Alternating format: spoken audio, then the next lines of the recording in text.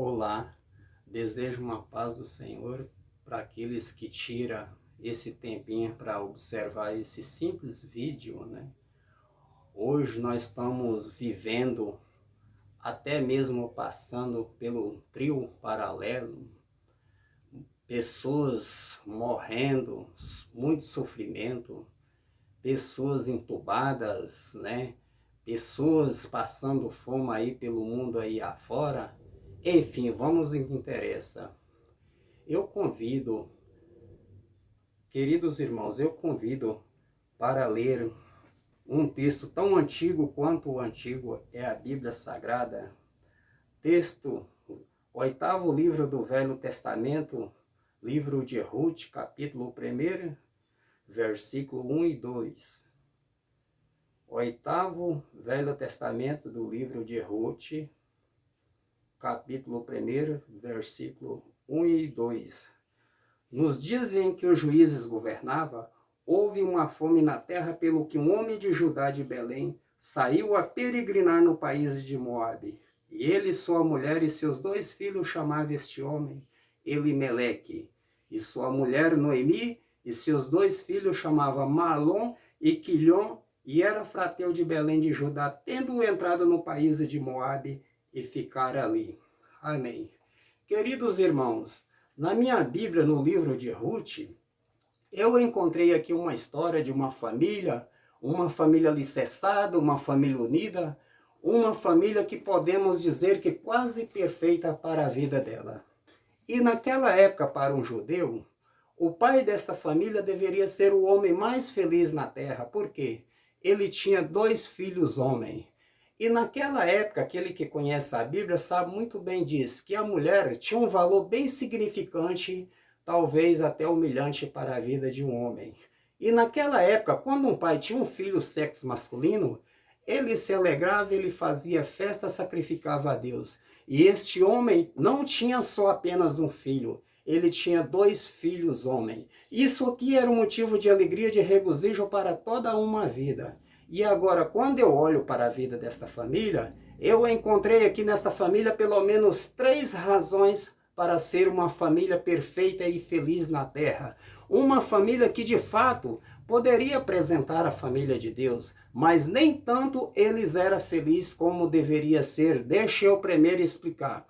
Por que que eu acho que eles deveriam ser a família mais feliz na terra? 3 motivos, pelo qual eu encontrei aqui uma alegria que poderia impor na vida deles. Primeiro, eles eram israelitas. Ser israelita não era pertencer a qualquer povinho misto escolhido pela sociedade. Ser israelita significava povo eleito de Deus. Bastava dobrar o seu joelho em terra, lá estava Jeová de pé no trono para te abençoar. Esta era uma grande razão para ser feliz, porque eles eram uma nação eleita. Não bastasse isso, eles habitavam numa terra que manava leite e mel. Habitava numa terra que manava leite e mel significava que não havia problema, não havia fome, não havia sede, não havia problema capaz de entristecer aquele povo. Por quê? Essa terra não havia dado pelo um prefeito, pelo um vereador, pelo um homem público, havia sido dado pelo próprio Deus. E quando Deus dá alguma coisa a alguém, ele dá perfeito, ele cuida destas pessoas nesse esquisito. Terceiro lugar, além deles ser um povo eleito escolhido por Deus, além deles habitar na terra que manava leite e mel, eles professavam numa fé no único Deus verdadeiro. Era muita emoção para um coração humano, que no final de contas, enquanto ele se curvava diante de Deus, que tinha olhos e não enxergava, boca e não falava, ouvido e não ouvia, ele se curvava diante de Deus, que tinha olhos e ainda tem para enxergar o seu povo na terra, mãos para abençoar, pés para caminhar no meio da sua congregação, ouvido para receber o louvor do seu povo e as suas narinas para receber os incensos das suas adorações.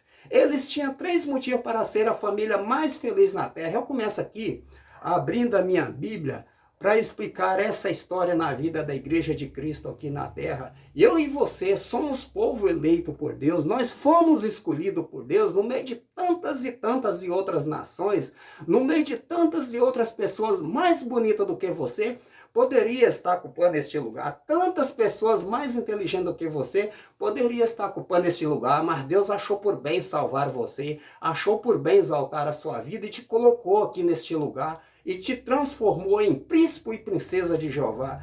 Tendo você um príncipe, uma princesa de Jeová, não é motivo para você ficar com essa cara feia, parecendo que está com dor de dente antes de ir para o culto, porque, na final de contas, a alegria do Senhor é a nossa força. Veja só, nós somos povo eleito de Deus, não bastasse isso, neste lugar aqui é a rocha de Jeová.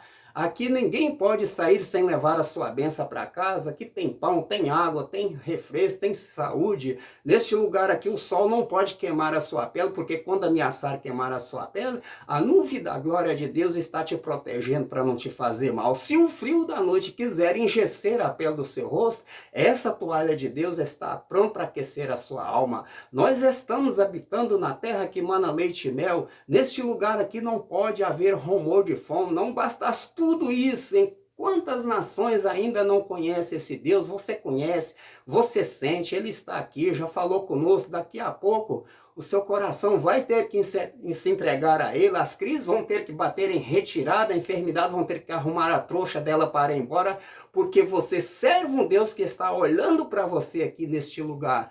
Se isso aqui não é motivo para uma família ser feliz, eu não sei qual é o motivo que pode transformar uma família infeliz ou trazer felicidade. Entanto, quando eu olho para a Bíblia, bem no começo desse livro, o original não está escrito aqui como diz aqui, houve fome na terra. Na palavra original, diz que havia rumor, que o céu estava fechado. Agora, amado, quando eu olho para essa família, eu olho para Emelec tendo visualizado um homem formado, um homem com sua vida, um homem pai de família, um homem que deve ter nascido em Jindaís, deve ter crescido em rituais, acreditando e exercendo a sua fé. E agora ele está com a sua família nessa terra, na terra que emanava leite e mel, habitava em Belém. A palavra Belém significa a casa do pão. A casa do pão constantemente habitava na padaria de Deus. E agora diz a Bíblia que ele fugiu, que havia rumor de fome. Eu acho interessante. Isso é, porque muitas pessoas estão entre nós, ainda são capazes de dizer que a palavra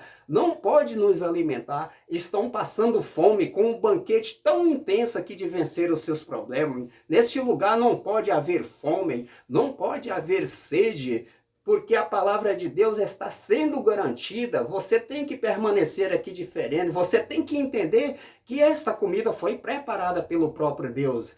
E lá estava ele e sua família. Elimeleque deveria ser daquele homem que tinha os seus pensamentos arquivados, deveria ser daquele homem que tinha os seus objetivos, seus planos futuros, uma vida que não queria sequer concordiana. O que ele fez agora, ele aproveitou sem questionar a sua família, sem perguntar a sua esposa, sem perguntar aos seus filhos. Eu creio que sem orar a Deus, sem pedir a Deus uma direção, o que ele faz agora?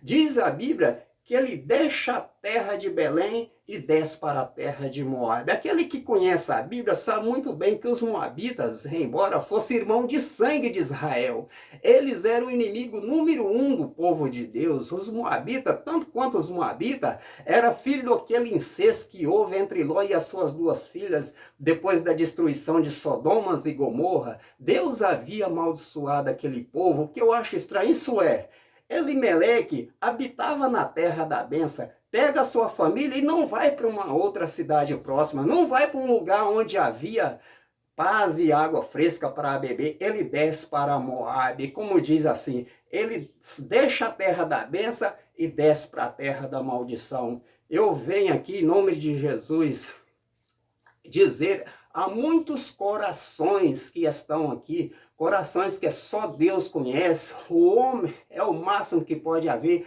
aflição no seu rosto, mas haja um Deus que conhece você por dentro. Eu sei que você está aí congesturando, imaginando coisas, pensando as coisas, pensando em deixar a casa do pão, a casa que foi oferecida numa terra mais barata em Moabe.